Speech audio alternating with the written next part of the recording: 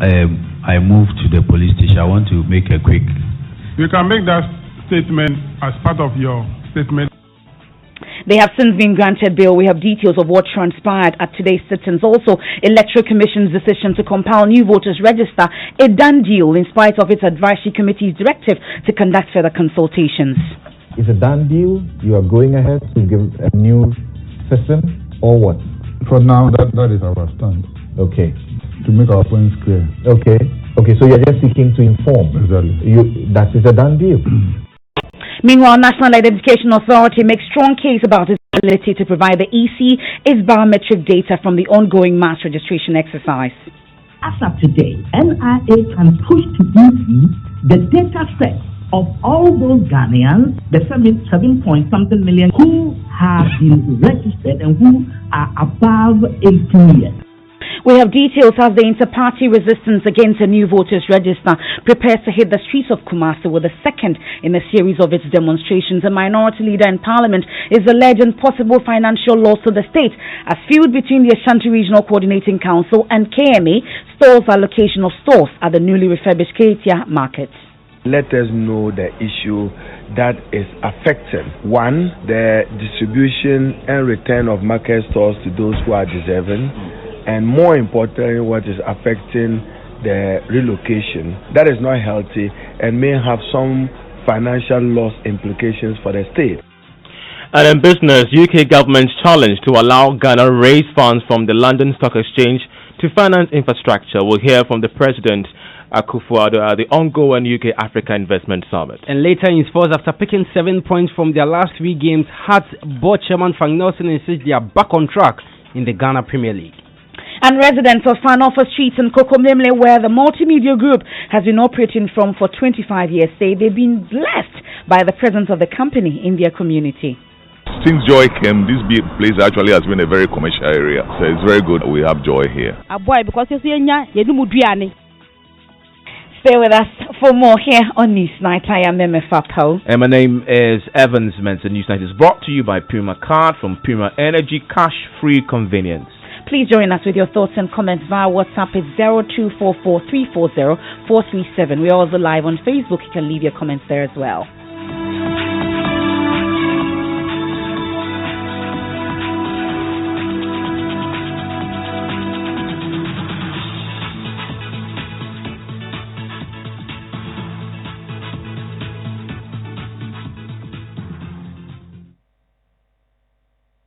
And in our very first story for tonight, police have charged the current and former finance officers of Seshi Akontombra District Assembly with forgery after chairman of the Public Accounts Committee, James Aveji, caused the arrest on live TV earlier today. Isaac Akowa and James Asilfi, who appeared before the committee to respond to questions on the 2015-2016 Auditor General's report, were accused of committing perjury and forging official documents. This is what transpired at the sitting of the Public Accounts Committee as Ms. Aveji directed the arrest. They want to hold the committee to ransom, that the two of you will connive to come and deceive this committee to take anything.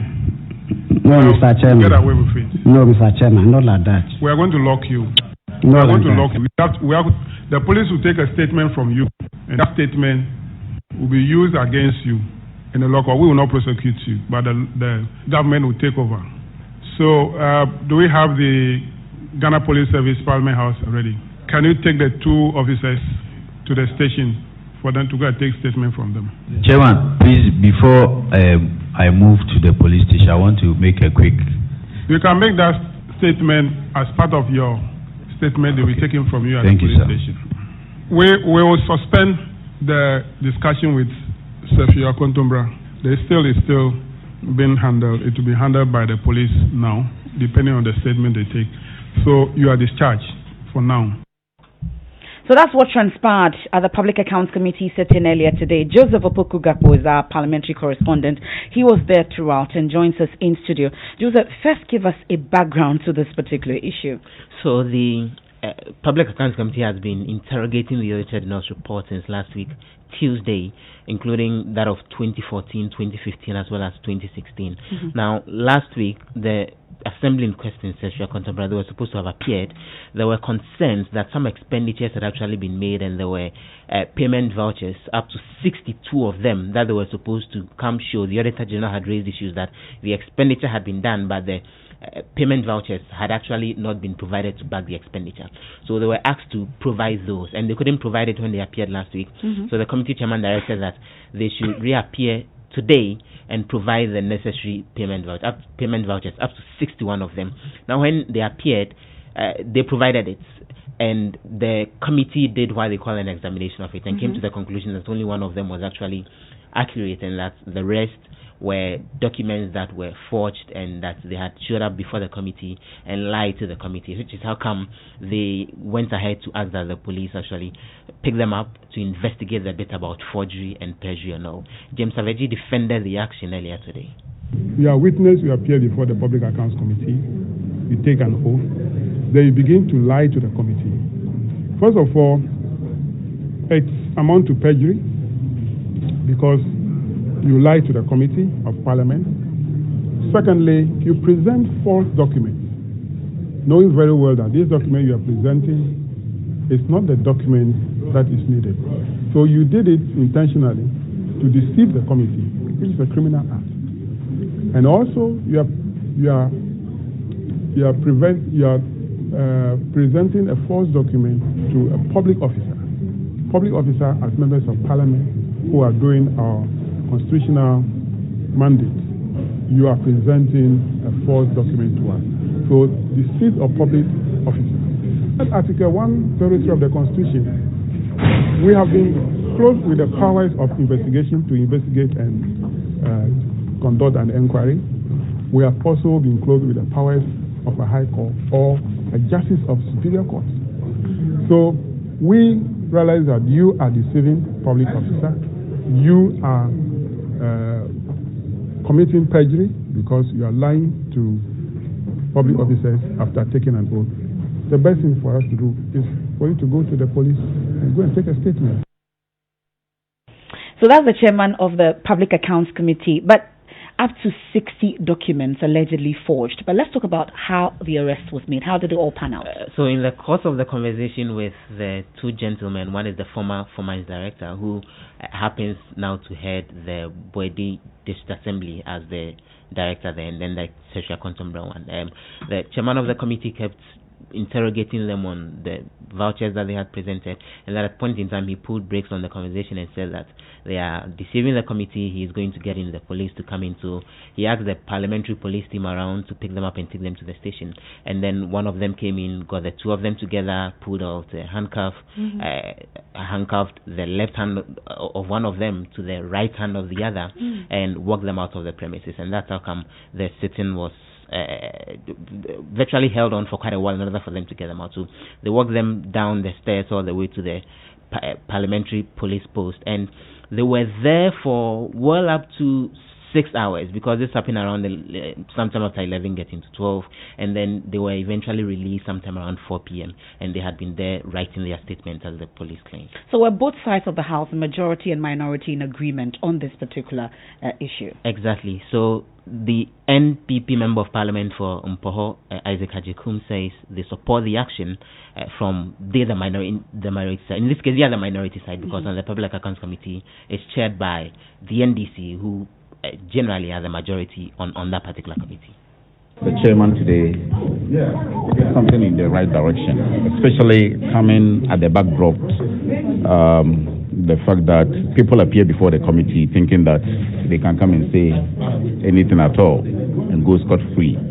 And one thing that is also coming out of late is that we know that there have been a number of transfers in the MMDAs, and therefore the easiest way for them to come and then just walk through the committee is for them to come and say that, well, we have just taken over. And so everybody comes and just give that simple answer.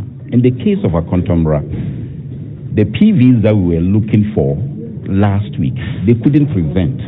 The explanations were not adding up. We give them the benefit of the out to go and come back this week, today. Today, when they came, they were presenting PVs that were totally different from what the auditors cited during the audit period. And so, a clear indication that an auditee that has appeared before a committee is sworn oath to say the truth, and then you are now presenting a PV that is totally different from what the auditors cited, means that we have gone to forge some PVs to come and make up. So you have there Alexa Jekume is MP for Impoho. There he's also on the Public Accounts Committee speaking to my colleague Joseph Opoku Gakpo. We'll hear from the police shortly, but let's bring in a legal practitioner, Samson Ladianyenene. We are grateful for your time here on Newsnight. So issues about the powers of the Public Accounts Committee to do what it did today has come up. But first, let me find out what you make of exactly what happened. Well, Emefa, so I believe that we all have to play a role in enforcing what the Constitution requires of all of us. And the Constitution says that as citizens of this country, we all have a duty. And the duties we have include a duty to preserve public property and waste and misuse of public property and to combat corruption. So if they didn't even have to be people who were sitting before in Parliament acting with the powers invested in them by the Constitution and the standing orders of Parliament to cause the arrest of people when they have detected that some people or officers of the state were putting up a conduct that clearly showed that, as far as they could see, showed that some crime was being committed. In the same way as ordinary citizens or civilians, we can cause, as it were,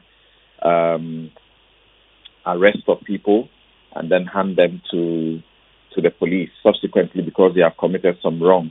Even if we don't want to invite the police to conduct that process of arrest, we can actually effect citizens' arrest when people have done some wrong. But this is a committee that the Constitution gives the powers of a high court, very limited powers. The powers simply for the purposes of compelling people who may refuse to appear before them and compelling the production of documents that are required for the purposes of their work. So we all have to play a role, and if they are playing their role and playing it well, I think they ought to be commended. Well, the police, meanwhile, says it was not directed to effect the arrest. We can hear from Commander of the Parliamentary Police Protection Unit, Superintendent Freeman Tete. Then we'll come back to you, Mr. Ayenene. Involvement of the Public Account Committee, the case is still under investigation because this is a state issue. This is an issue before an august committee, and the police are taking the criminal aspect of it, and we are handling it. So. Does the chairman of the Public Account Committee have the right to order for arrest of people and the police then responding to that? Well, as our procedure goes, he did not order us to arrest. A complaint was lodged by the clerk to the Public Account Committee. So we have to proceed from that. So it may sound like an order. We have not been ordered. We are only asked to pick up the case. And if you are asked to pick up the case, once the suspects were before the committee, it is just appropriate and proper that the suspects are invited and then arrested. When you realize that there's a case against them, so we don't want to accept that we're ordered. We were not directed and we're not ordered to arrest those gentlemen. A case was made and then we have to pick them up from the committee sitting. So, whether well, Mr. Ayenene, so you heard the police, we've heard the chairman of the Public Accounts Committee, but the questions then still remain whether the Public Accounts Committee has the appropriate powers to do what it did today is the question that we're seeking answers to. So, as I said earlier, they do not need any special powers to inform the police. They don't have to direct the police. And so I think that we may not need to even get into a banter about whether they were directed or not directed. All they needed was to inform the police or call upon the police in the same way that you as a civilian, if you detect that something is going wrong, you can call upon the police to act. So if that's what they did, there clearly is nothing wrong about it. I heard the chairman suggest that this could even be perjury, first of all, that you have come before them and you are telling lies. So when you are said to be lying under oath, you are committing perjury. And before Parliament, if you do so, you take an oath. If you do so, you are committing perjury. So if they make that the determination, and perjury is punished as a second-degree felony, the law by that means that you could be looking for up to 10 years imprisonment.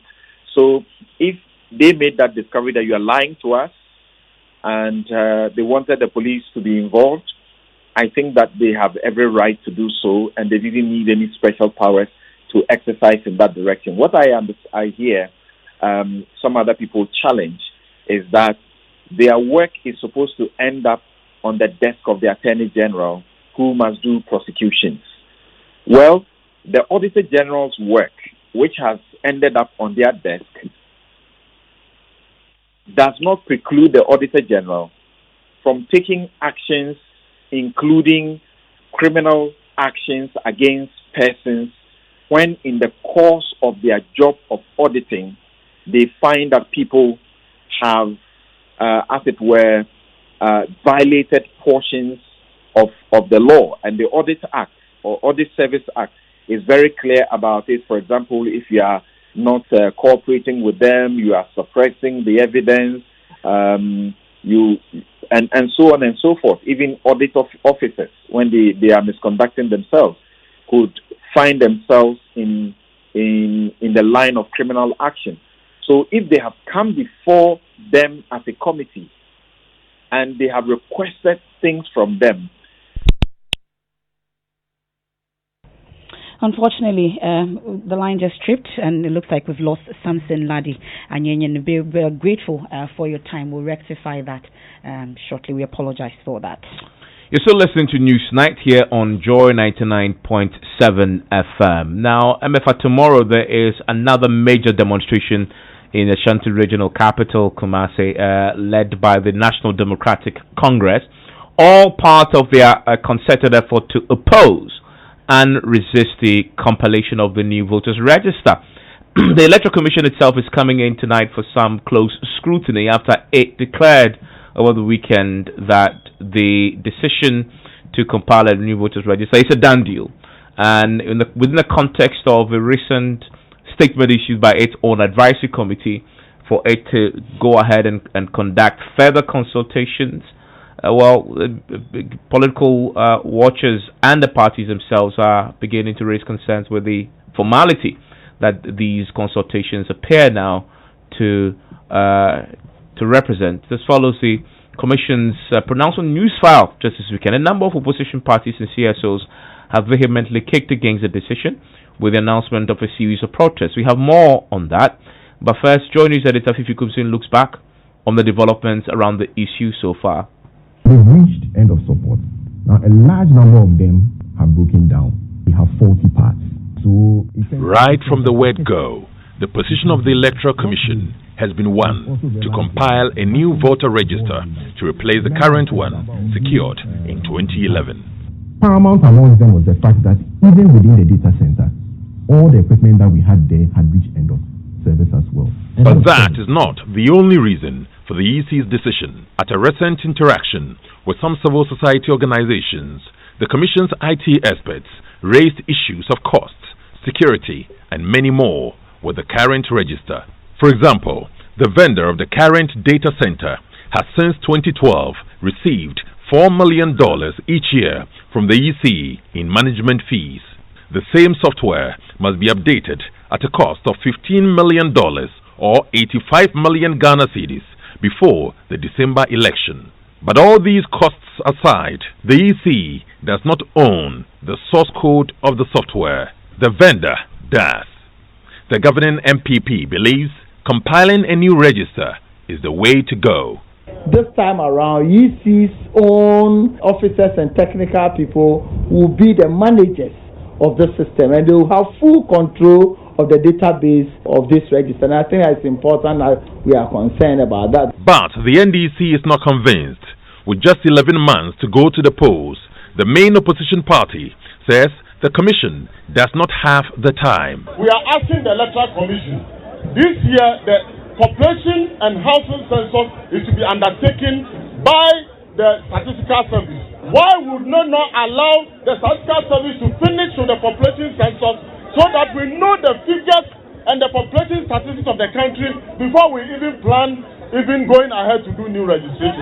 The NDC has begun a series of protests across the country to express its displeasure at the situation. We cannot struggle to build a democracy for 30 years only to allow one individual to just come and break everything apart. And the party seems to be on the same page with 18 civil society organizations, all of whom believe there is simply no time.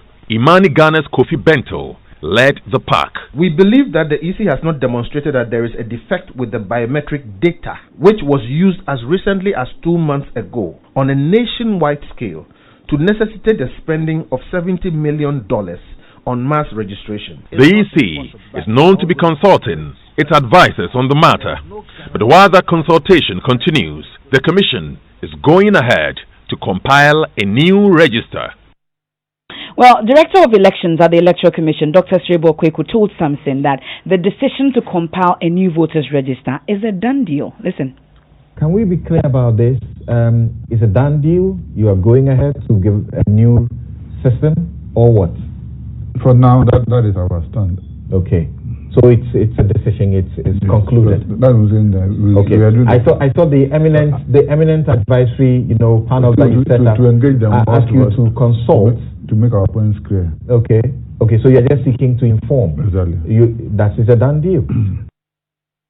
Well, on the same show, the Executive Secretary of the National Identification Authority, Professor Ken Atifwa, told something that his outfit has the ability to provide biometric data from its nationwide mass registration exercise to the Electoral Commission. Listen. We have registered, as of yesterday, 7,301,193 Ghanaians, out of which we have issued cards to 4,262,471. The enrollment that we are doing, it captures all the biometrics that the EC requires.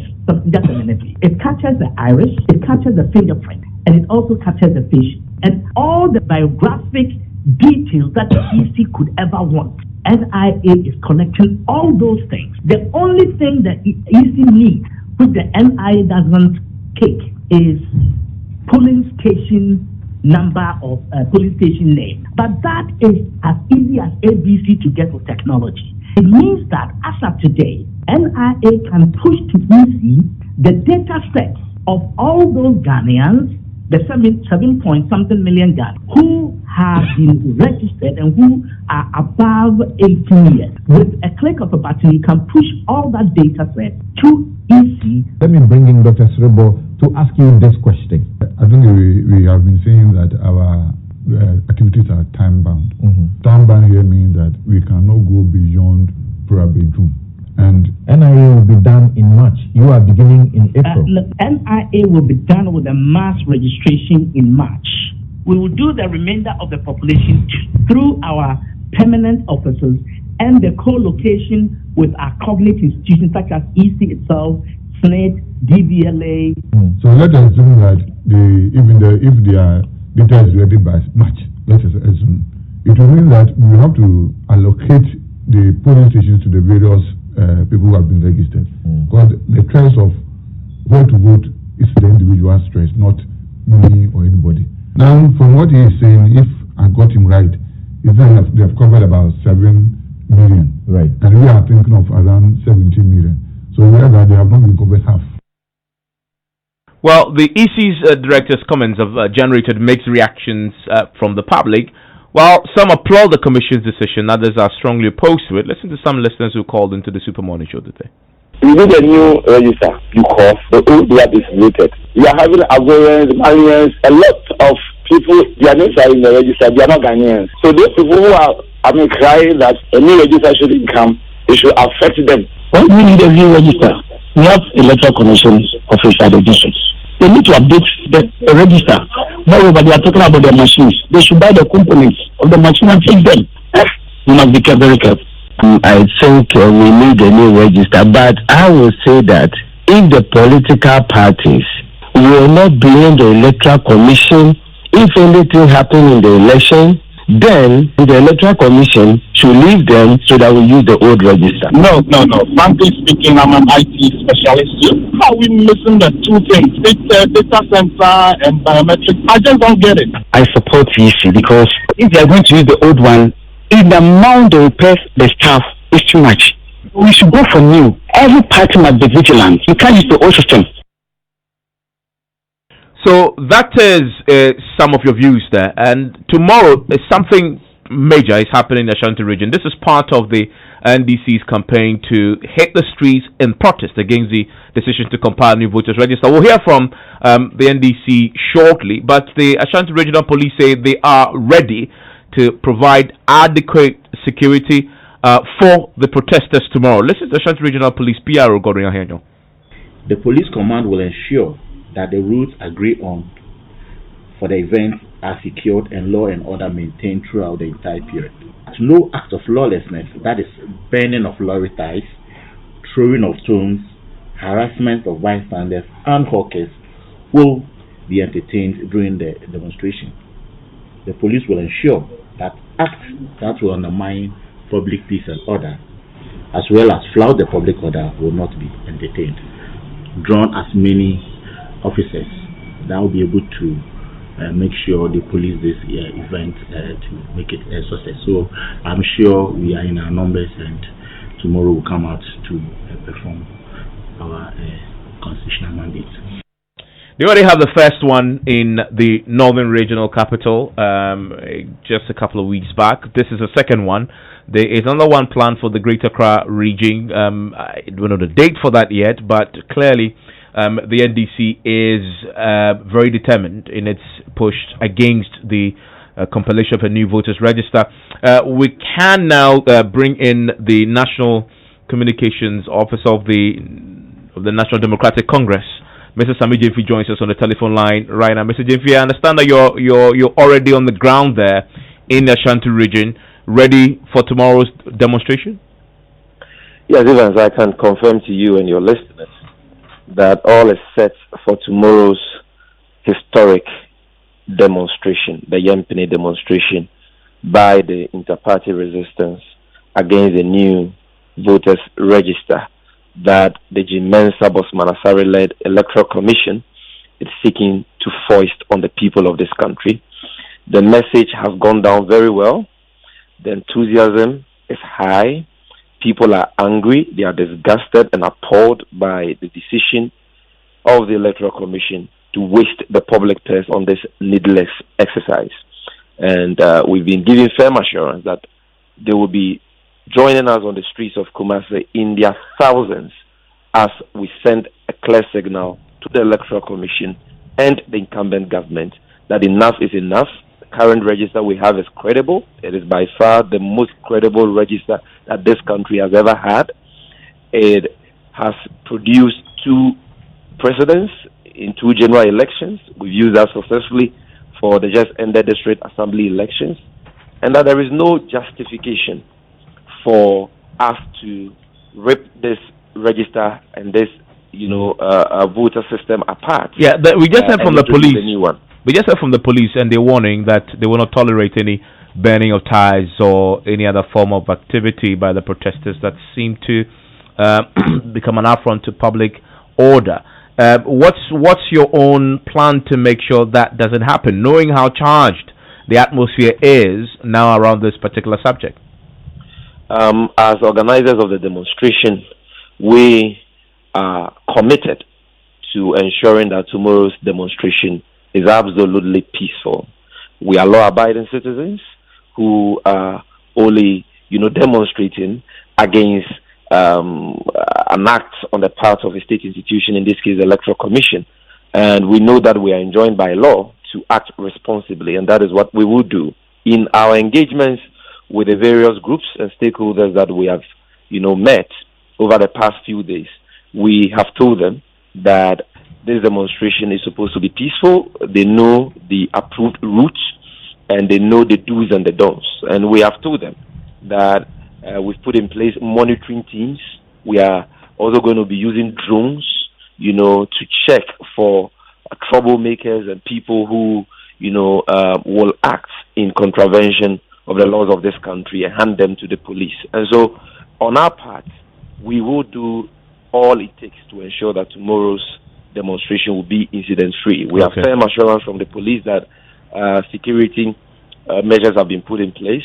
We are also aware that the New Patriotic Party, specifically the regional chairman of the New Patriotic Party, the Ashanti Region Chairman Wuntumi, and his cohorts are planning to infiltrate, the demonstration tomorrow just to foment trouble and give us a bad name. We'll be looking out for them, and we have already informed the police about that. Okay. I want to quickly ask you something we heard from the EC over the weekend, that this compilation of voters register is a done deal. The consultations that are going to be had, which their own advisory committee instructed, is to inform you.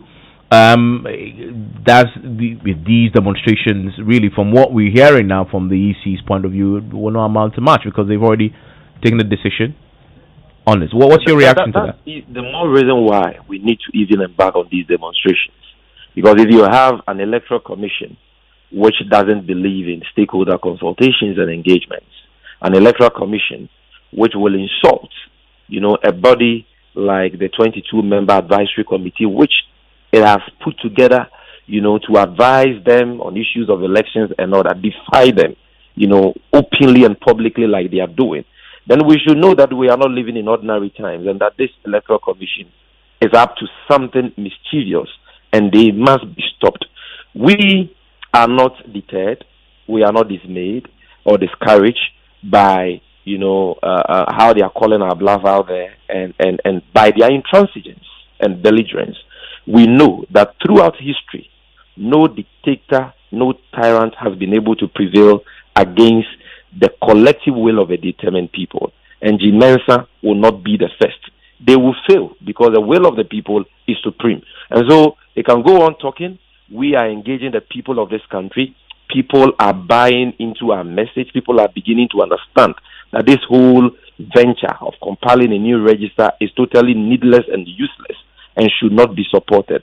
And that is what we will be focusing on in the coming days. Okay. And we know that at the end of the day, the truth and what is in the interest of this country is what will prevail and not the whims and caprices of Mensah or anybody. I'm grateful. That is Sami JV, is the communications officer of the National Democratic Congress, still live here on Newsline on Joy 99.7 FM. After business, we'll stay in the Ashanti Regional Capital, where a feud between the Metropolitan Assembly and other parties have stalled the allocation of stores at the newly refurbished KGTR Mall. The minority leader in Parliament is alleging possible financial loss.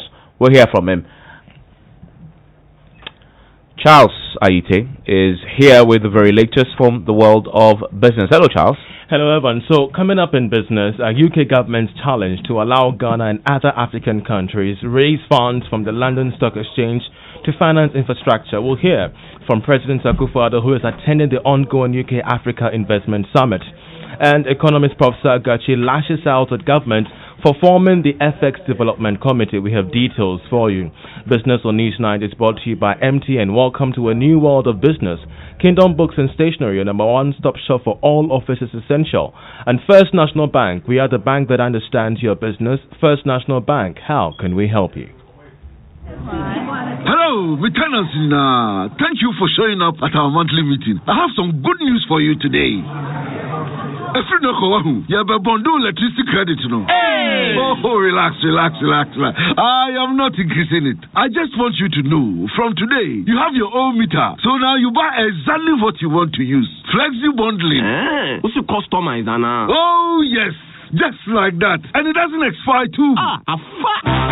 Life is good with MTN Flexi Bundle. Now you have full control to pick and choose your very own bundle packages. Whether you want to bundle 3 pesos, 20 pesos, 20 cities, 30 pesos, or even 115 cities, we dare for you. Just dial *138# or *170# to enter any amount. And bingo, you are good to go. So go ahead and enjoy bundles that don't expire. That's why we're good together. We dare for you everywhere you go. Mr. Barr has big dreams for his business, Barr & Co. Limited, and his family, making them a reality meant long drives and queues. He's lost precious time struggling to pay his suppliers in China, Turkey, India, and other parts of the world. With the First National Bank global payment via our online banking enterprise, he now pays for all that in the convenience of his home or office, giving him time to focus on family and growing his business. Use our online banking enterprise to access Forex when you need it. It takes a bank that does more to help your family. So who's helping yours? First National Bank. How can we help you? We give you nothing but the best. We stay above the rest. More quality, more affordability. Kingdom Boost and Stationery. Everybody's going to the one and only shop. With customer satisfaction, it's a guarantee. Kingdom Books and Stationery. Oh yes, with our 30 days credit facility with no interest charge, free delivery services, and our free consultation on setting up your office, Kingdom Books and Stationery is unmatched in our delivery of quality and affordable office essentials, equipment, and furniture. Experience world-class customer service in all our branches in Accra, Tema, Kumasi, Cape Coast, and Takoradi. Call us on 0302-764-101 or visit our website at www.kingdomgh.com. Kingdom Books and Stationery, your number one-stop shop for all office essentials and stationery.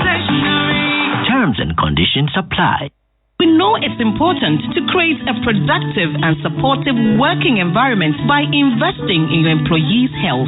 With a leading international track record, Apex Health Insurance is regulated and licensed by the National Health Insurance Authority to provide medical insurance services to institutional clients, families, and individuals. Apex Student Package and International Medical Solutions are all here to cushion you. Visit Apex Health Insurance Office at Zion House, Boundary Road, Shiashi, or call 0501-683-914 or 0232-000-015. In Kumasi, we are located opposite Prempeh College, Sofo Line, and in Takoradi, Apex Health, your preferred health insurer.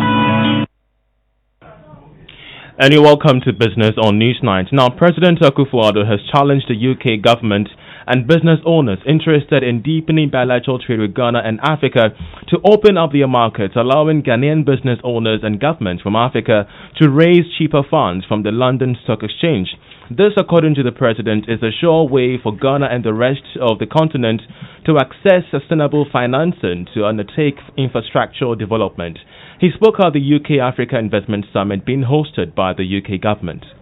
The African Development Bank has told us that the infrastructure needs of Africa are roughly, on an annual basis, somewhere around 170, 180 billion. And the financing deficit is anything up to 80, 90, 100 billion. I mean, we are not capable of filling that gap as things stand now. So, at the same time, and this is information that we've got out of Bloomberg, is telling us that investment-grade bonds, there are some $17 million of it which are attracting negative interest rates. You have another 24 trillion odd million which are in low yielding government securities, and some $8 trillion of cash waiting for better opportunities.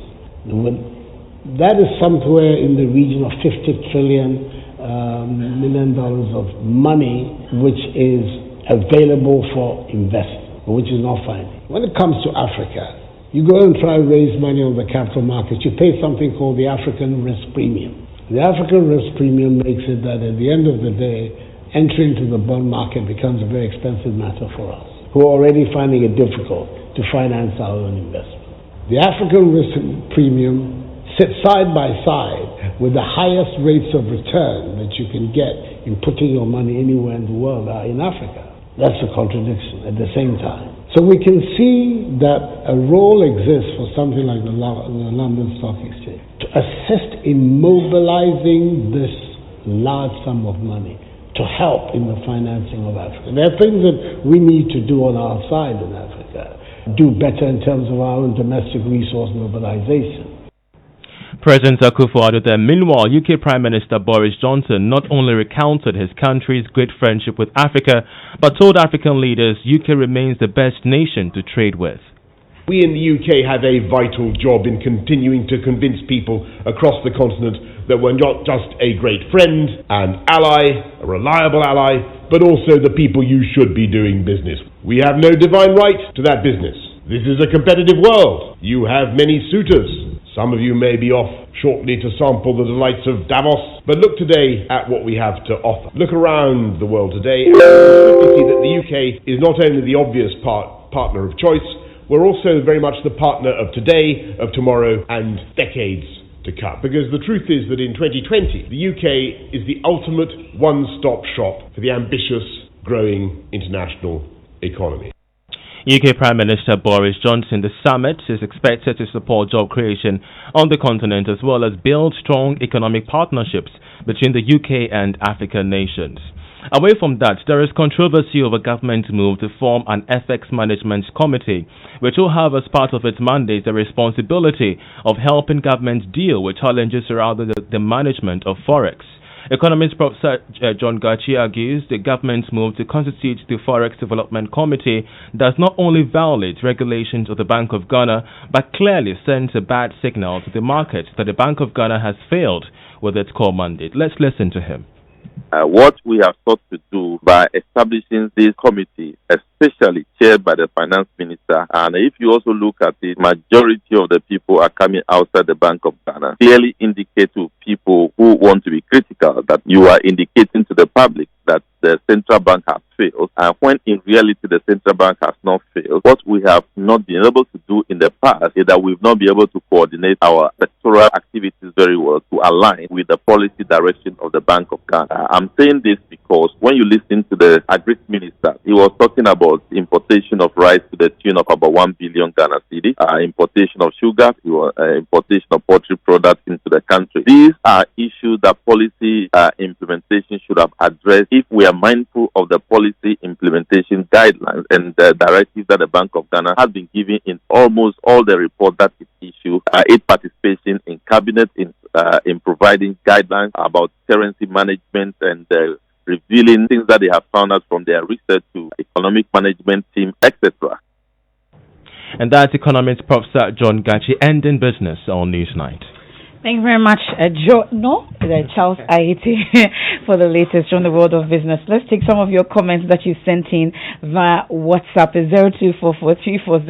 0244340437. This one says, why do they want to ban or destroy the heavy equipment? Why can't they use it for reclamation exercise or government contracts? And that's the story we did on Top Story about the water in short supply because of the Galamsey activities. In fact, they are rationing water in parts of the central region and other part.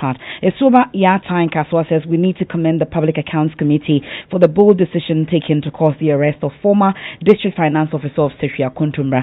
This is what we're expecting of them as a checker of Corruption Act. And this one from Ebenezer in Kumasi says, much grateful to the Public Accounts Committee for what they did today. He's pleading with the Public Accounts Committee to proceed to the Ashanti region. Isaac Kessie in Latabioko, she says the fight against illegal mining was a fight in futility. The inability of the government to punish and prosecute those in the Galamsey expose is a clear indication of a talking government. In the years to come, Ghana will import water. he says. We hope we don't get there. And a concerned resident of Sampa Valley Wager has an appeal, Evans. He says residents of Sampa Valley haven't had water flowing through our taps for a week now. I understand the Ghana Water Company Limited is rationing water in parts of the country. Are those of us close to the Wager Dam and water treatment part a part of the rationing too? Stanley Mate will definitely give us some answers to that, and we'll get that to you. And this one also says the Galamsey activity is high in Kade district. The Birim River in Kade is like mud. Kade is suffering from Galamsey activities. We have one also from Righteous in Abutia Copper in Keta. He says, God bless PAC for taking that step. PAC should check Keta Municipal Assembly where corruption is the order of the day. A number of your messages commending the Public Accounts Committee for what they've done today, arresting 2 officials from Seshi Akuntumbra. This one from Nana on the Spintex Road says, sometimes I wonder if we aren't nearing a failed state. Major Mahama was killed basically because of this Galamsey business. Are we to believe these Chinese bring the heavy-duty machines and no one secretly follows the destination of the machines? State of affairs, he says. And we take a final one from Josephine in Kumasi. He says, let the public office holders face the law. We voters have been used by politicians as their way to enrich themselves. We suffer and die in suffering. So on the Kumasi note, we'll stay a bit longer in Kumasi there, Evans. The minority leader in Parliament, Harun Idrisi, is warning of possible financial loss to the state as feud between the Ashanti Regional Minister and the Chief Executive of the Kumasi Metropolitan Assembly stalls distribution of stores for beneficiaries of the newly constructed KJT Mall. The situation is delaying commencement of work on the second phase of the KJT Market redevelopment project. The Assembly planned to move the traders to the new area to allow for the construction of the second phase, which is costing the nation 64 million euros. At Level 5, Nana Yao Jima reports the unresolved confusion is costing traders money. Part of the Kumasi Central Market site for the second phase of the project has been cordoned off, awaiting demolition by contractors. Traders at the popular one-story section at the market have already packed out to the modern market complex at KJTR. Here is Emmanuel Danso, who is in charge of community affairs for British construction firm Contractor, speaking on Hello FM. April Bosumina Ebe Nachasafia Sika British Abayndi Maeno Nachasikano Ehuajumina. Coming April will mark exactly 1 year since the loan was contracted. Further delay can cause the loan to be reversed. We have all the materials ready for use. Everybody who will be relocated have been allocated shops. Now, na location. Omo in room ho no mo betenase. Relocate. Those who don't have will not be affected. Whatever we do, the Kumasi Metropolitan Assembly is informed and they approve.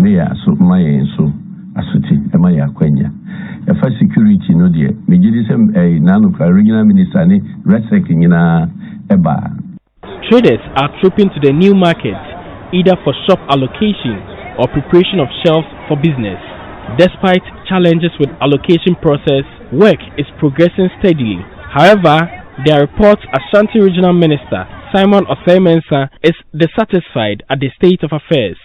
They've come to us, some of them here on allocation. Why do you move them? Why do you move them with these problems? Why can't we stick to agreed process idea? Why can't we? What do they have to hide? Why do they create these problems for us? Who authorized that? So who authorized that?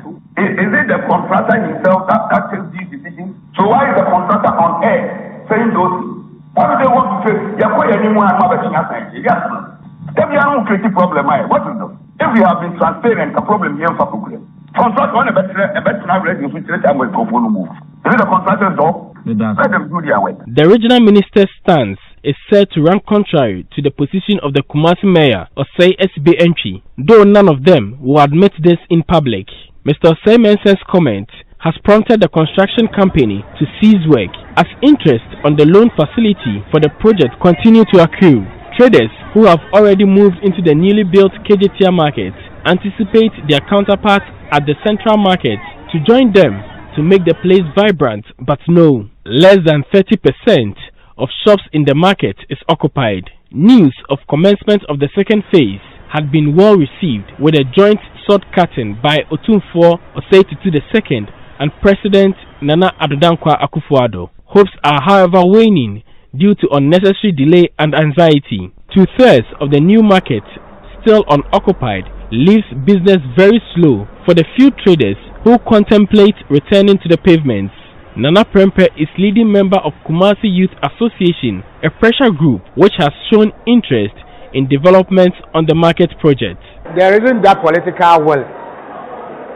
There isn't that political will for the city authorities and, for that matter, the party in power to start the second phase of the Kumasi Central Market project, because we see from the tonnage of the regional minister, because how can you as a regional minister accuse your fellow party man, your mayor, that there's no transparency in the process of relocating the traders to KJTR? We are not going to take it light from the comments of the regional minister. We are going to push the regional minister by another forum to ask why he was saying the process is not transparent. Nana Ojima reporting. Now, Journey is learning that any further delay in the allocation of the stalls could affect the repayment of the $298 million loan secured for the project. The minority leader, Haruna Idrisu, is warning of serious financial implications if the political rivalry between the KMA boss and the Ashanti regional minister is not resolved.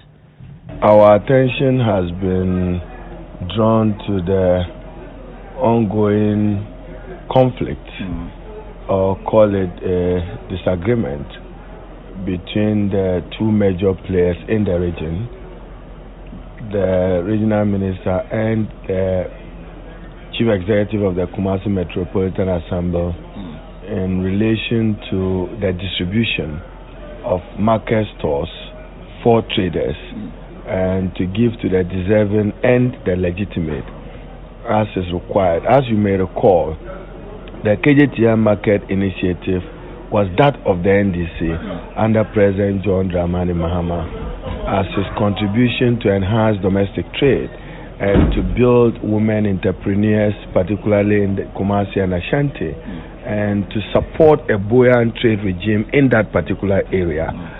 We understand that the second phase of the project, and that is the essence of continuity in government, has been approved by the Nana Addo government, but they should not betray the values and principles of the initiator or the initiative of the project when President Mahama called for equity and fairness in the distribution of the market stores to those who are indeed affected. What is important, as you may recall, I raised this matter when the second phase was being approved on the floor of Parliament. And then when I pointed out to the existence of a conflict, as usual, I was asked to shut up and that it was not the issue, but let us know the issue that is affecting, one, the distribution and return of market stores to those who are deserving, and more importantly, what is affecting the relocation to many other traders from one location to the other location. That is not healthy and may have some financial loss implications for the state. That's the minority leader, Haruna Idrisu.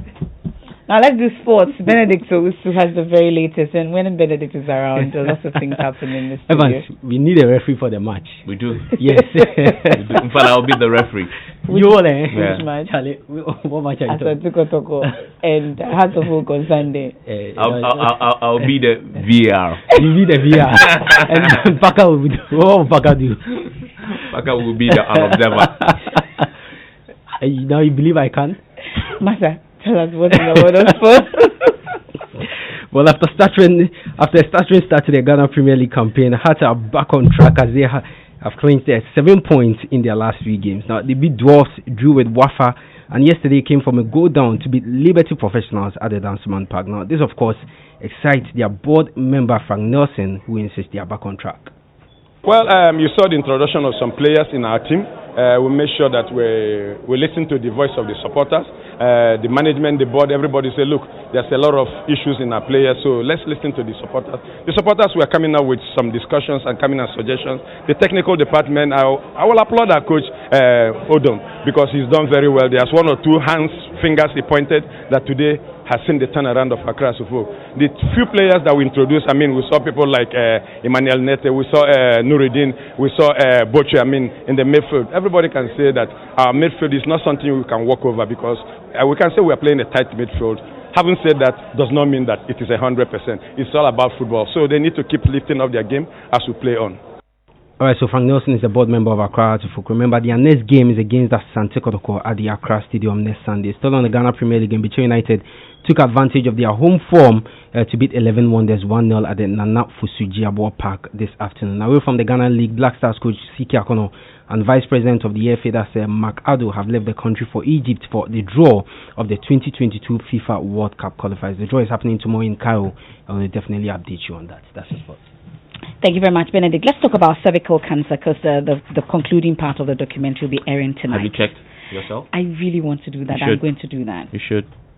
Well, wife of the Vice President has called on health authorities in the country to make available more screening centers for cervical cancer so Emefa can make her way there easily and check.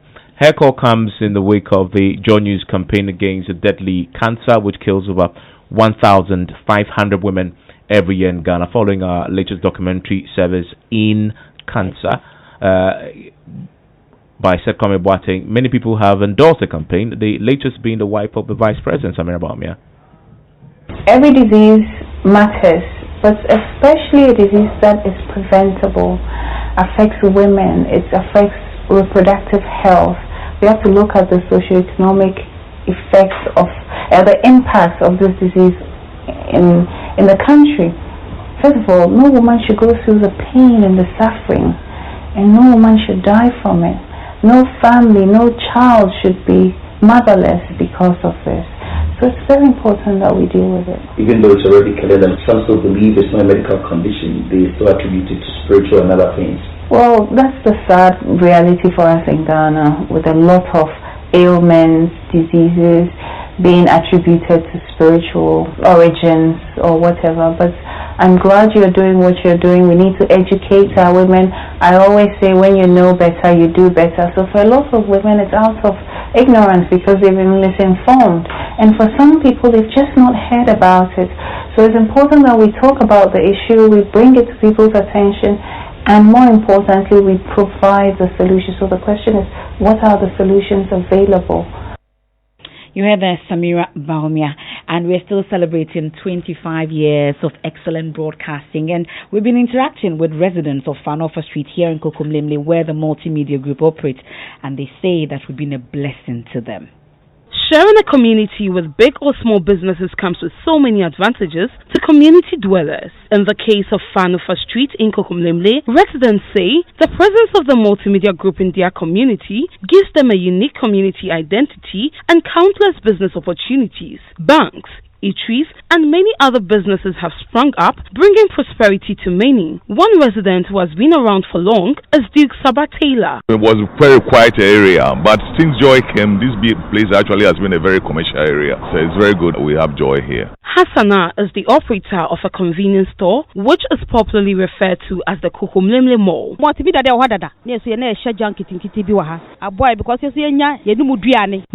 has been here for so long, and we started as tabletop sellers before putting up this shop. Their presence here in this area is our only source of livelihood. Lami is a food vendor on the Fanofa stretch who set up a business to solely cater to the workers of the multimedia group. They patronized my food a lot, and they are the reason why I started this.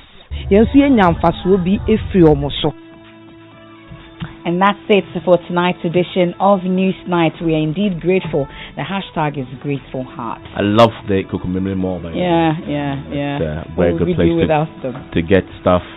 Your Gary and your tokens.